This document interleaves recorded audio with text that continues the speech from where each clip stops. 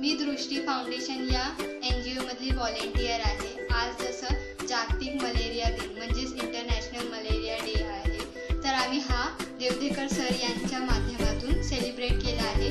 आम्ही वेगवेगळ्या ठिकाणी जाऊन हे पॅम्पलेट्स वाटलेले आहेत. त्यामध्ये मलेरियाबद्दल माहिती आहे. हे सगळं. थँक्यू. तुम्ही जनजागृतीचा उपक्रम मलेरिया दिना दिवशी तुम्ही राबवलेला, तर तुम्हाला हा सर्वे करून कसं वाटतं? सर्वे करून खूप छान वाटलं, कारण ह्याच्या अगोदर असं कधीच काही जनजागृती केली नाही. पण दृष्टी फाउंडेशन मार्फत